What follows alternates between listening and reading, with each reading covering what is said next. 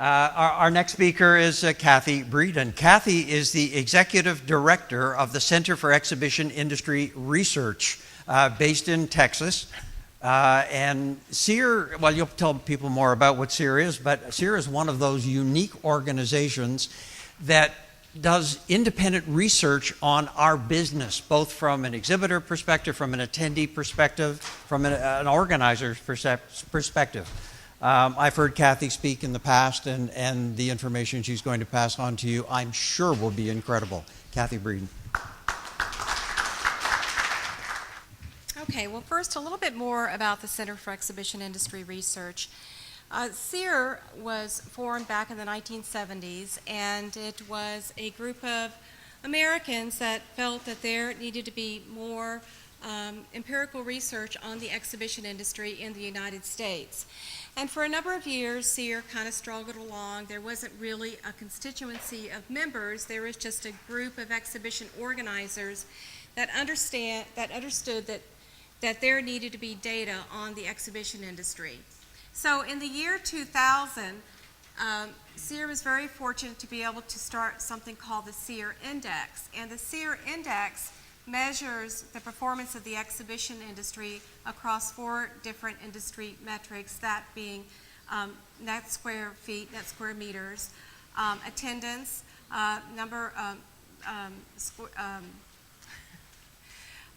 revenue, and net square feet sold. And it's interesting that over the years, the data has been very valuable to the U.S. and North American exhibition market. Currently, it just measures performance in North America. Interestingly enough, over the last couple of years with the Great Recession, the exhibition industry, just like other areas of the world, has suffered greatly. And for the first time in 2 years, the exhibition industry in the United States is turning around. We've had 3 quarters now of positive numbers, but the economists have told us that it's going to take another 2 to 3 years to get back to the level that we were in the year 2000. So that kind of gives you an indication of how difficult the exhibition industry has had over the last couple of years. In 2006, one of the things that happened, there were 2 very important things that happened. First was that they received a grant from the World Shoe Association for $1 million US.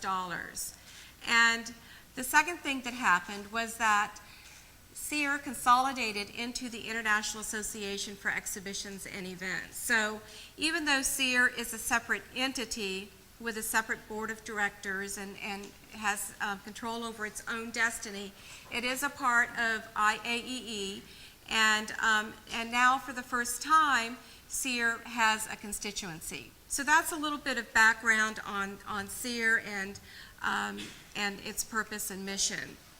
Now, what I'm going to talk to you about today is kind of rethinking the marketing mix. We've heard a lot today about the importance of listening to your customers. We've heard a lot about establishing credibility.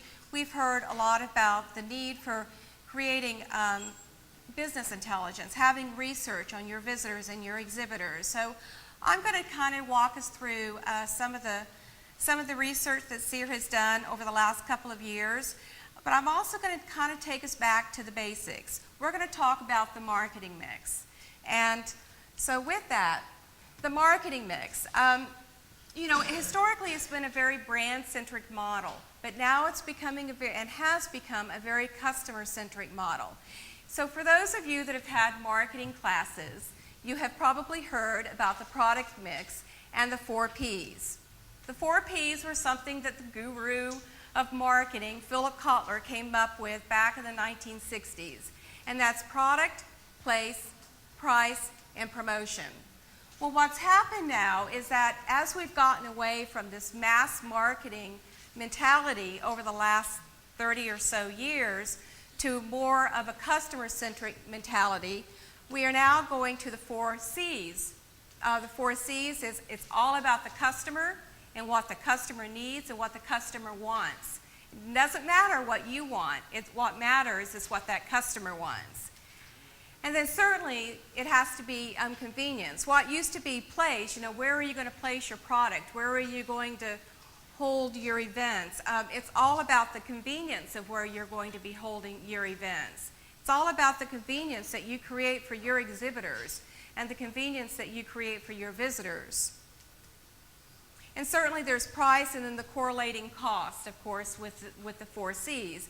And so with the cost, it obviously has to be something that your visitor or your exhibitor believes is going to return that investment that they so sorely need. And then communications. Previously it was promotion, but now it's more about communications. How are you going to communicate with your individual customers, whether they're visitors or exhibitors? And I'm going to use the word customers. But if I'm distinguishing between an exhibitor or a visitor, I'll let you know. And perhaps even more importantly, and I think the whole gist of some of the things that we've been talking about today, is the conversations that are created.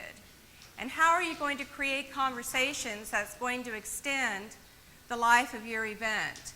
How are you going to continue the conversations beyond the event? And that's some of the things that we're going to be talking about. So why has this shift happened now? Well, we have 24/7 access to information. Gartner Research estimates that by 2012, 14% PC sales are going to be down 14%. Mobile broadband could reach 6.6 billion by 2016. And 20% of LinkedIn IDs log into B2B sites using their LinkedIn IDs, and that's compared to 3% in just last year. And certainly business travelers are traveling with more than one mobile device. For instance, I traveled here with my smartphone, with my iPad, and I also brought my laptop with me because I had some work that I had to do to prepare for some board meetings next week, and I needed that convenience of my laptop. So certainly we're a very mobile population.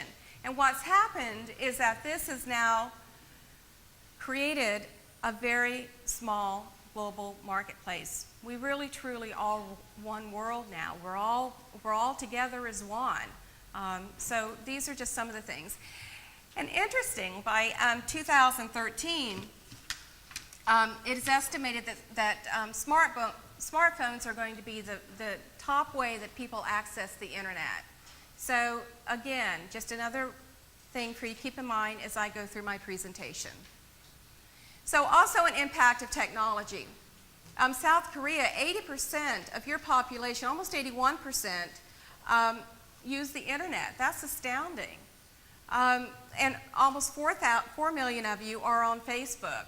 So that's a real opportunity for you as Korean exhibition organizers to use Facebook to leverage your events.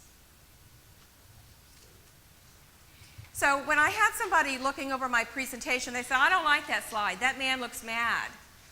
Well, sometimes when I go into my office and I have 200 emails that I have to go through, I feel like that I work just to manage my emails. And it's very frustrating because it doesn't allow me time to sit back and reflect and be creative, which I think Raul is really focusing on, and I think something that's very important. So I have a short video that I want to show you. It's just 2 minutes long, and it kind of reinforces the impact of all of this technology is having on our lives.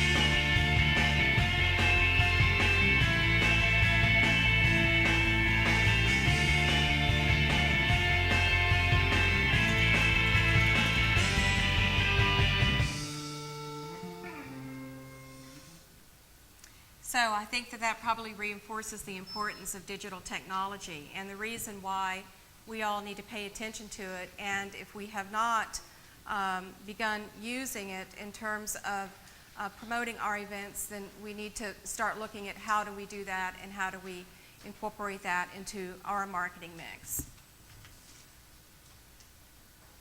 So the three studies that I'm going to talk about today that are incorporated into my presentation is the Digital and Exhibit Marketing Insight Study. This was a study that we did in 2010, and it was a study that we conducted of what you'll see on the slides are called corporate event marketers. These people were the VP and CMO, Chief Marketing Officer level, the people who are the decision makers on which events they're going to exhibit in, as well as the exhibition organizers. So we compared and contrasted the responses of these two groups.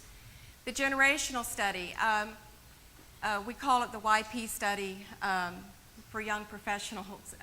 That's what we kind of call it in the office. But so in 2009, as Barry alluded to this morning, we conducted a study of the young generation, and the ages have changed since 2008, so I want to make sure that I am giving you the right demographics. But what we studied were the what we call the boomer generation. Again, Barry alluded to that. That's the people that are between 47 years old and 65 years old. What we call Generation X, and those people are between the ages of 30 and 46. And the millennial generation, the ages of between 20 and 29. And then, of course, there is an older generation as well. And in the United States, by the year 2014, we're going to have 4 generations in the workplace at one time. So imagine trying to communicate to 4 different generations. And I understand that here in South Korea, there is an aging demographic as well. So you're facing the same challenges as we are in the United States. And, you know, it's interesting because the boomer generation were the ones that, your parents, gave you the tools that you needed to go out and make a success of yourself in life, and it was your choice whether or not you went out and you did it. The Generation X were the ones, especially in the United States, where, these kids were on soccer teams and baseball teams, and regardless of whether they won the game or not, they're given trophies. So they're used to being patted on the head and saying, what a wonderful job you've done. And then the millennials are the ones that have grown up with technology. They're very comfortable with everything to do with technology. They chat with their friends. They're playing video games online with people from the other side of the world, and and they're very specific about what it is that they want and they need. Then the other study, well, let me go back. So the generational study, in 2009, we conducted phase 1 of the study. And we wanted to find out, okay,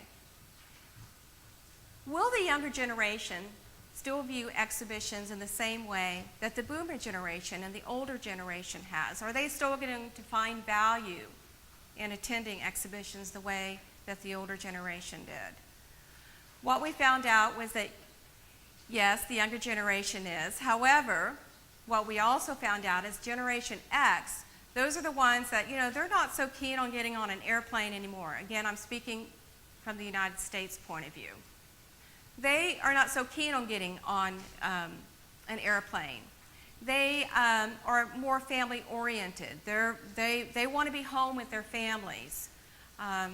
Whereas Generation X, they are, they haven't been, their minds are still open. So that's the generation that, not to ignore the Generation X, the middle generation, but the opportunity is with those millennials, that younger generation. So kind of keep that in mind as we go along. And then the changing environment of exhibition study, I'm going to go back to the generational study. So once we found out, yes, they are going to continue attending exhibitions. We wanted to find out, okay, well, now that we know that, how do they want to be communicated with? And so I do have a couple of slides and a couple of points that I can make on how they want to be communicated with. the changing environment of exhibition study with the Great Recession and hopefully the economic recovery that's going to continue. We wanted to find out, is the customer relationship changing? Certainly our exhibitors are having a greater challenge these days because of the recession. There are a lot of corporate layoffs. So their long-standing relationships with their customers, those people are no longer at those companies. So how is this impacting the exhibition industry? This is a study that we are still releasing the findings of it. They're being released in 10 separate fact sheets because the report itself is about 50 pages, and it's too much for people to absorb. So it's being released over the next several weeks in these fact sheets. So I'll be talking a little bit about that as well. So this is from the Young Generation Study, and what we did here was that we tested 3 different messages. We tested latest products, real experts, real value, engage with face-to-face, and interaction beyond the screen and the keyboard. And interesting, what we found here was that in this group, these are the people that don't have the opportunity to attend many exhibitions. And so they liked this tagline, engage with face-to-face. So I think that that's a good thing for you to be thinking about, in some of your promotional material is, think about, engaging, because certainly the younger generation, again, they are very accustomed to talking on their cell phones with one another and via email, but they still want to have that opportunity to talk to each other face to face. So I think that that's a really good message. And then interaction between beyond the screen and the keyboard, these are for people who do have an opportunity to attend.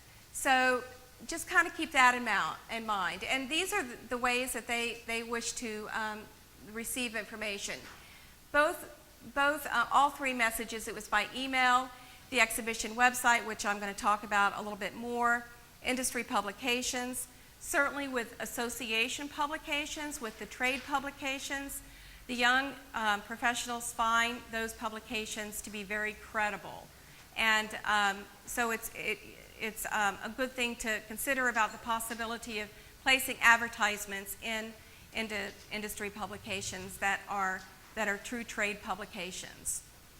Direct mail is still very popular. And interestingly enough, social networking sites at the time, and this was back in 2010, had a lower level response. So that's just a little bit. The red bar is how they believe exhibitions help them to meet those high priorities. So interestingly enough, if you look here, you'll see new sales leads in general, but here sales or orders with prospective customers has a lower percentage of people who find that as a part of exhibitions and what they can get out of exhibitions. Some of the other things that they're saying is, of course, growing sales leads in a new business sector, providing support to our distributors. And it's interesting that here, growing sales leads in a new business sector, it wasn't necessarily a high priority, but it was rated high as a part of how exhibitions help them to meet that objective. So the results imply that the greatest strength of exhibitions is in lead generation and providing a venue for creating or reinforcing brand awareness among a target audience. A challenge for the industry is to continue to train and coach exhibitors, back to what Barry was talking about this morning, on the process of monitoring the outcome of leads and the importance of follow-up with those leads so that ROI and the closing of those sales leads can be more precisely tracked. So thinking about your events, do these objectives make sense for you? Yes, hopefully. It may be worthwhile, again, back to what Bjorn was talking about, to profile your exhibitor database and making sure that you understand what their goals and their objectives are for being at your exhibition.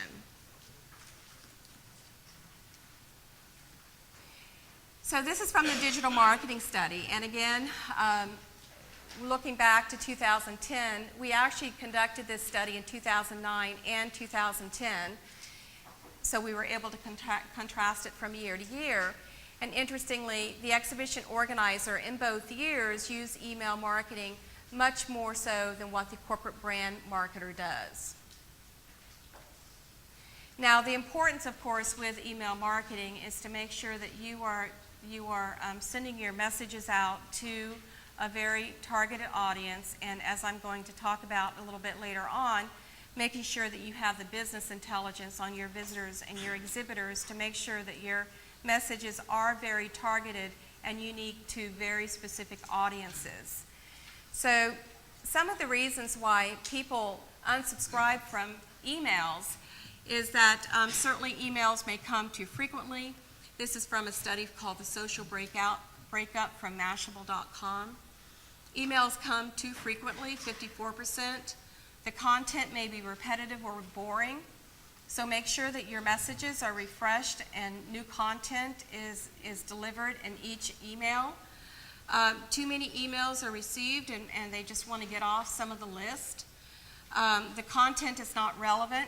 I cannot speak to you enough and reinforce to you the importance of making sure that the content that is being delivered to your target audience is relevant to that target audience, because they're not going to listen to you, and they'll unsubscribe.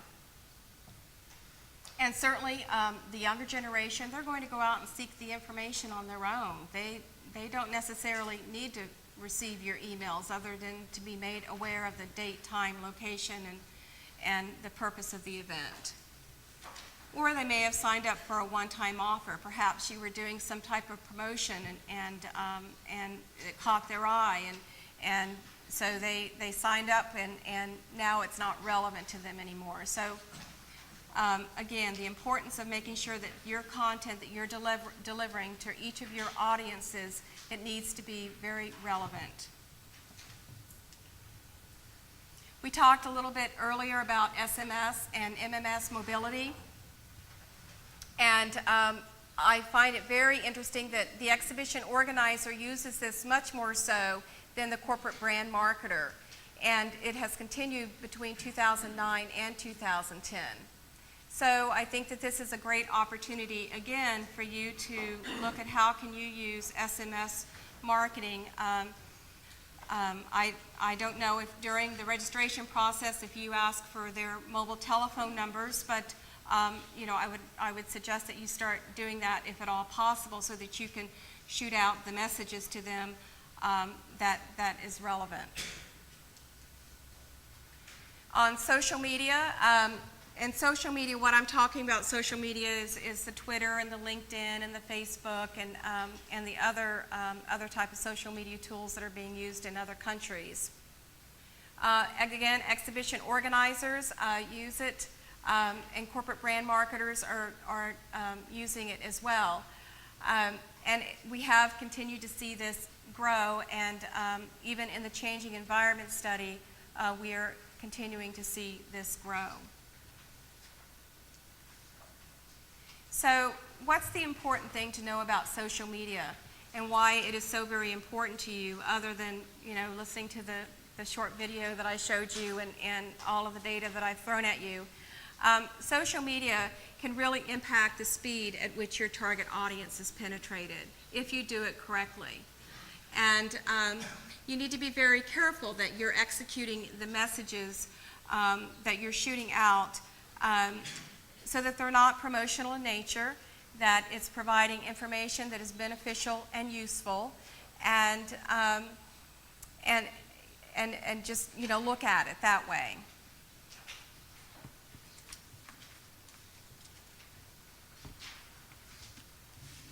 And again, it's all about establishing the credibility in your messages. Raul focused on that earlier, and I cannot stress that enough as well, because if you're not credible in the eyes of your audience, then again, they're not going to pay any attention to you. So when you're thinking about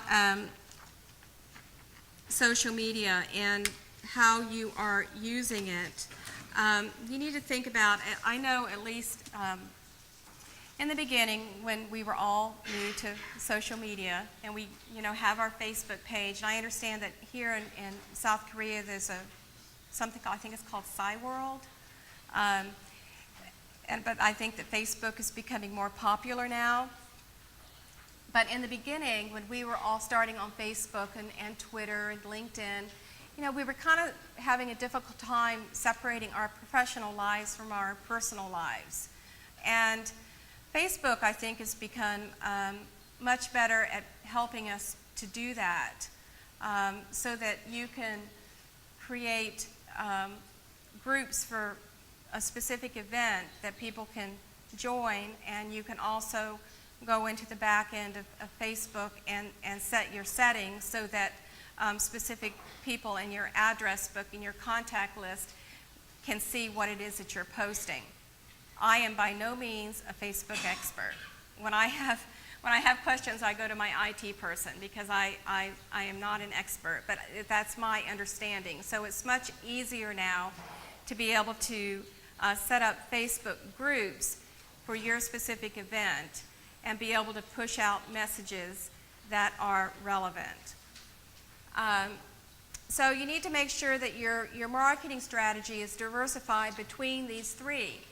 Now, I can also tell you, based on my limited use of these, that at least with all three of these, you do have the ability to be able to post it on just one site, and it'll populate to Facebook and Twitter. So that's a good thing. And the other thing is that you may or may not know is that you can also, through things like TweetDeck and Hootsuite, you can go in and you can schedule your messages to go out at certain times on certain days. So, be thinking about that as well. And what I don't have up here, but I think is very important, is YouTube.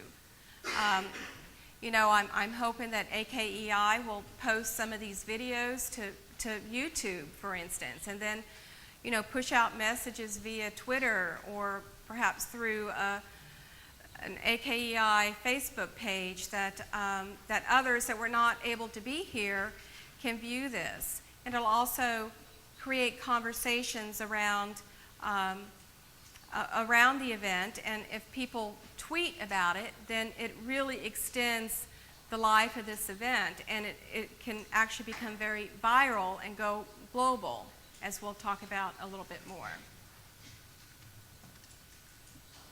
So, when you're working with social media, some of the important considerations that you need to take into mind is how does each participant, your exhibitors, your visitors, your association or event team, how can they all add to this? Well, how can you use social media to extend the life of your event?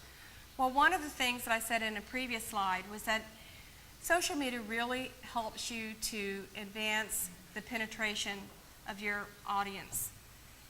And so on Twitter, if you have a staff person that's on staff that can push out messages on an important industry expert that's going to be in stand XYZ at such and such a time, and that person is going to be there to answer your questions, and this may not have been published prior to the event, then hopefully if you have enough people that are following you on Twitter or on your Facebook group, they'll receive that message right on their mobile phone, and they can go to that stand and meet with that industry expert. Or during a seminar, to kind of keep the conversations going, there might be a really good quote that's coming out from one of the presenters, and if it's posted on Twitter, that person that's on Twitter probably has followers. I forgot how many followers I have, but I'm on Twitter and I have several hundred followers. And those followers will retweet my tweet. And so that'll all go out to all of their followers. And then maybe one or two of those will retweet that tweet, and then it just kind of keeps going. So think about that in terms of being able to virally market your event. So interactive exhibits, think about that, and showcase areas. So, posting on Facebook, especially, don't post too frequently, don't be repetitive, offer incentives. We saw how well incentives work here today. So, on Facebook, have a contest. 50th person to like my group wins a prize. Or, if you see this message and you want to win a prize, go to stand 1, 2, 3, and you'll have a prize. So, think about that. Provide useful information, and again, you really need to know your audience. And so keep that in mind. As I mentioned, Twitter really expands the reach to prospects outside of your database. You need to be responsive. You need to have a person on staff, and I have to tell you that this can be very challenging and it needs to be a young person that's used to working in social media and in technology. And you also need to have a plan. You need to have, and I'll talk about that a little bit more, a digital strategy. But you need to be responsive. If there are negative tweets out there, that maybe there's some misinformation that's being tweeted, someone on staff needs to step in and say, I saw this tweet and want to just let you know that actually the correct information is this. Don't let the tweet sit out there and let it keep festering. You are going to need to understand, however, that there will be negative comments, and there may be things that are not said that you may not want to hear, but think about that as business intelligence. That's going to add to the business intelligence that you're gathering on your event. So, keep these ideas in mind just to avoid any pitfalls. So, from the young person's point of view, I think that this male person said it the best. My generation is all about the show or entertainment factor. Having live demonstrations as well as physical examples of the product will do much more than a pamphlet on the subject. It is important to have lots of pictures as well as the most important issues that relate to me. So the younger generation, they want to be able to, they want to know about the networking events and the interactive exhibitors and where the showcase areas are. So it's all about the engagement and the experience of being at that event. So keep that in mind when you're targeting that younger cohort. Just briefly, we did talk earlier this morning a little bit about quick review codes and how they can be used. Talked about labeling exhibitor booths with a QR code so that somebody can just go up and put their mobile phone up there and scan that booth QR code for more information. This, again, is very relevant to the younger generation because they don't necessarily want to be sold to. They just want to get the information. QR codes in the program handbook, for the speaker's presentations. If they want a specific speaker's presentation, they can just go up there or scan that in the book, and it'll take them to the site to get that PowerPoint. You can use QR codes to get likes and follows on Facebook. QR codes to build your email subscriber list. You can use QR codes to make a phone call or generic SMS messages. And interestingly, and some things that some of the organizers have had some success with in the United States is a scavenger hunt on the show floor. Does everybody know what a scavenger hunt is? Scavenger hunt is like you get a clue and you go here, and then once you go to that point, there's going to be another QR code that's going to have another clue on the next place that you need to go. And that's a great way to perhaps get your visitors to a back of a hall or to a location that isn't necessarily populated. And it's something that you can do pretty quickly at the show if you're seeing that there is, some area of the show floor that needs more traffic. QR codes for promotions, discounts, or giveaways. Again, it's another contest, and the younger generation likes those contests. They like those incentives. Other new stuff is mobile apps. Everybody, if you have a smartphone, IAEE has just released its mobile application for its annual meeting next week. So you can download the app and see the exhibitors. SEER also has its own mobile app. You can go to the App Store right now. It's just for iPads. But you can go to the iTunes Store and download. If you search for CEIR, there will be, it will download what we call the Predict conference from September of last year, and it has all the PowerPoint presentations in there from the presenters. And we're working toward making that more of a mobile app where you'll be able to download the research directly from that mobile app.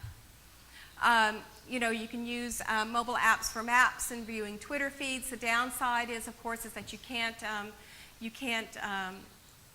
post tweets directly from the mobile apps. You can just view the conversations that are going on. Online banner advertising. This is something else that you need to keep in mind, especially with mobile apps and other things.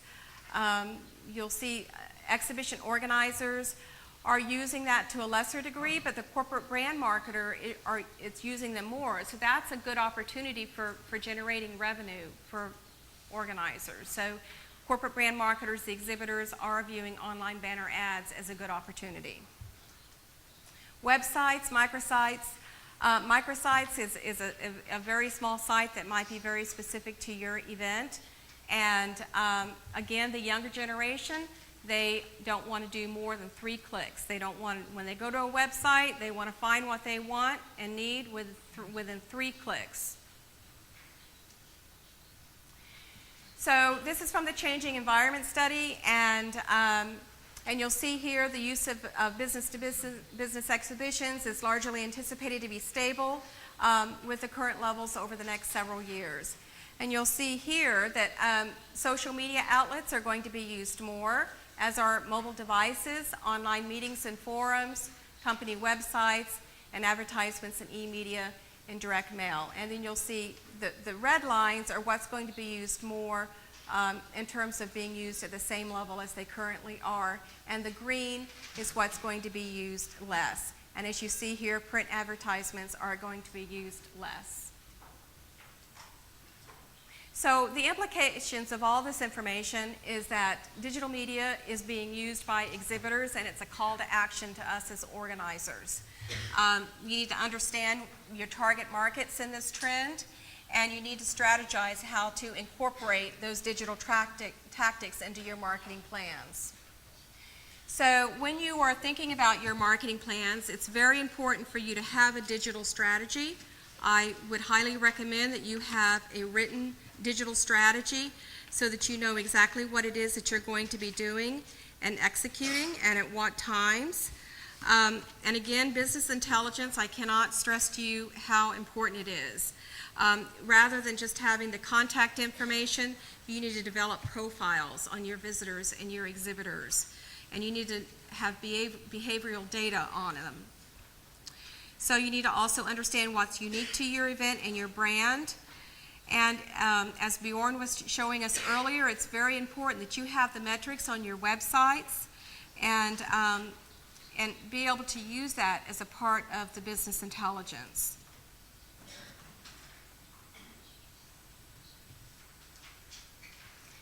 So I'm not going to run through these. You have these in your handout, I believe, but this is just some strategies for how young professionals want to be communicated to and how they don't want to be communicated to. So you can read through those, and if you have any questions about those specifically, you can ask me later. We also measured the Changing Environment Study. We also measured how, there's been fear, especially in the United States, about the increasing use of virtual, and will that replace the exhibition? And I don't think that the technology is anywhere near where it should be. There certainly are a lot of companies coming out of the woodwork that are that are saying that yes, we have the technology that's going to be able to allow you to have a virtual event. But I think that the key message here is that you just need to make sure that you are able to extend the life of your show more than just the dates of that event. And that can be through conversations through Twitter or on blogs or Facebook or things like that.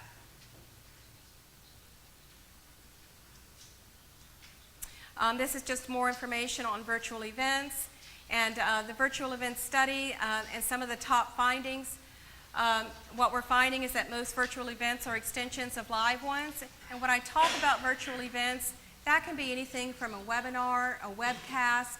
It could be some type of hybrid event where perhaps the presentations are being videotaped and being web streamed out to a larger audience.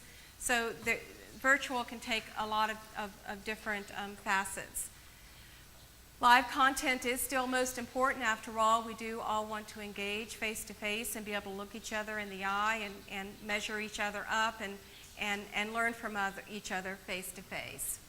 Resource and technology is a huge concern. I can tell you that from our mid-year meeting in 2010, we did a virtual component of it.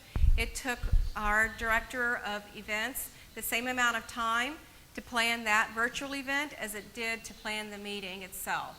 It's very time intensive, and it's also very expensive. Revenue generation, we aren't seeing any successes at this point in charging a registration fee for virtual events primarily, but we are seeing that some virtual events are being supported by sponsorships. And some have met some modest expectations. There are a couple of organizers in the U.S. that have had some modicum of success with offering some webinars and web conferences and things like that, and have made some revenue off of it. So things that you need to also consider is that there's a longer sales cycle, and you need to really carefully plan on what it is that you're doing and why you are doing it. And the reason why you're doing it is, again, to reach a larger audience, those people that may not be able to attend your event. There is a higher use than anticipated, but there's still more than a third that still are not interested in any type of virtual event.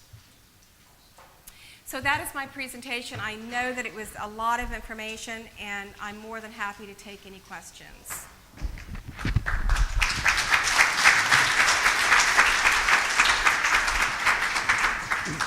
Excellent. Well done. So, questions for Cathy? Come on, at least one question. No, it's late in the day. I have a question. Okay. On chart 80, on page 87, you gave a really interesting, I'm not sure if I'm surprised or not, and we talked about messages regarding prospective shows and how only 10% of people prefer word of mouth versus electronic. And in my generation, I remember I'm a baby boomer, so in my generation we spent so much time and energy trying to encourage word of mouth, and yet it's so of little importance now. Was that a surprise to you? I think it's a surprise, but I also believe that word of mouth, and maybe what they were interpreting at that question in that study was word of mouth, like you and I talking to each other word of mouth. Whereas, word of mouth now may not necessarily mean that. Yes. Word of mouth could be communication out through Twitter or some other type of social media. So I think that's probably why that got a lower rating. Oh, okay. Okay, good. I also want to invite any of you to ask questions in Korean. We have simultaneous translation, so Cathy would be pleased to answer any questions. And we have prizes. Any questions at all? Oh, yay. Ah, we do have one right here. Could we take the microphone over? Thank you.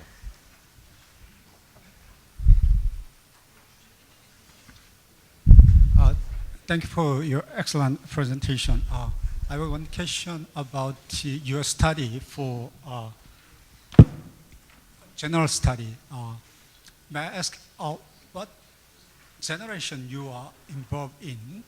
Probably, I think that you mentioned it, X generation and the millennium generation and baby boom generation.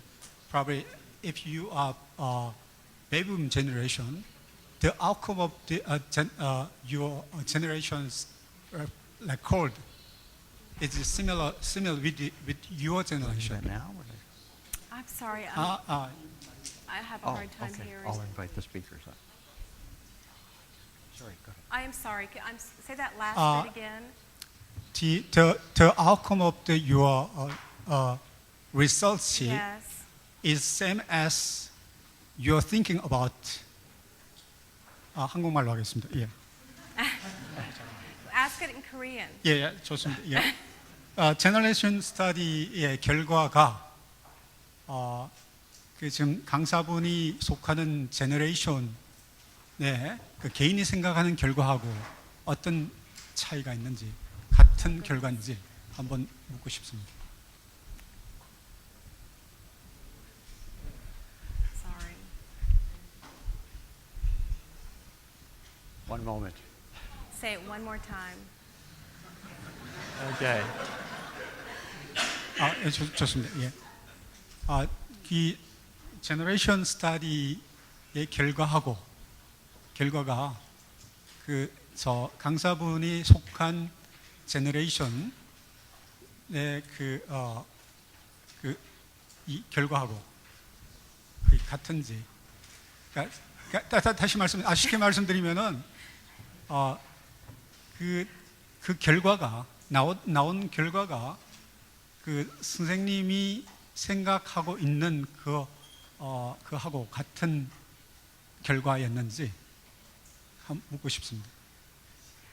개인적으로 생각하는 그 결과하고 개인의 선택하고 이 서베이를 통해서 나타난 결과하고 같은 건지 아니면 어떤 점이 또 달랐는지 그런 거에 대해서 한번 개인적인 의견을 묻고 싶습니다. Well, I think that in the first part of the study where we were asking the question, will the younger generation continue to view exhibitions the way that the older generation has? We didn't really know what the outcome of that was going to be. So we were quite pleased to know that, yes, the younger generation still sees the value of attending exhibitions. So with that, the second part of the study was, okay, now we know that, yes, they're going to continue to attend exhibitions. How do they want to be communicated with? I think that we had a pretty good sense based on, certainly at the time, there was a lot of studies going on in America about the younger generation and what their needs and wants and desires are. So we had a pretty good idea. So I think that how they want to be communicated with, we had a pretty good sense of that. The tips of how they want to be communicated with, and I'd be interested to hear from this younger generation if they agreed with those suggestions. But we had a pretty good sense during that second phase that yes, they and their suggestions on how they want to be communicated with. And I think that's going to continue to change as technology evolves. Did that answer your question? Okay. Thank you. Good, yes. Cathy, I would be interested to know, do you still, with the findings from your research, you think traditional elements of marketing will still work, or should we really emphasize 80-90% just on online? I think that you need to know your audience. That's hard for me to answer. I think you really need to know who your audience is. So it doesn't actually reflect on if young people or old people. You just think it's basically on right. If the audience is reading the paper, or if the audience likes to have an Exactly. email, or if they're going on a web. Exactly. All right, good. And then out of this, to find the right mix for the marketing. Absolutely. Okay, thank you. One more. I like to make a observation over the years. and I hope I get a prize for this. I think the first time the technology platform came into discussion was at the UFI Congress in 1994 in Singapore. I was part of that chair, and there were a lot of people who were very concerned, and there were a lot of people who were very optimistic. And I think what the industry has done over the years was great, because what we did was we embraced and we did not combat. And I think we have seen so many examples of how we've gone into Twitter and Facebook, and I'm sure there are also organizers using YouTube as well. And also, in areas in which they have been blocked off, like China, alternatives have sprung up. So I think organizers, if you continue to look into embracing the media, and this social media is basically media. Yes. So how we can reach not just the visitors, but also the exhibitors, the specifiers, the forum people who are involved in forums, the both for and against the industry. If you're in, for example, an environmental exhibition or a carbon reducing conference or something like that. So it is something that I think the industry has done well, but the social media industry continues and technology continues to evolve. So as organizers and in the exhibition industry, I think we need to continue to be on our toes all the time and to embrace. Thank you. You said that very well. Thank you. Good, and thank you, Cathy.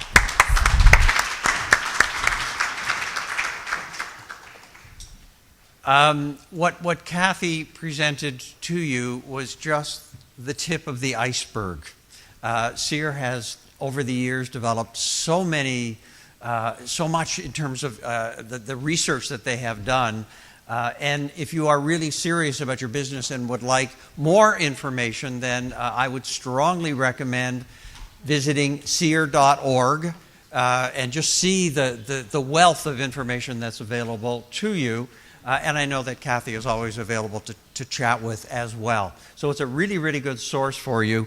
And I think that the message that Cathy brought to us so clearly is the world's changing.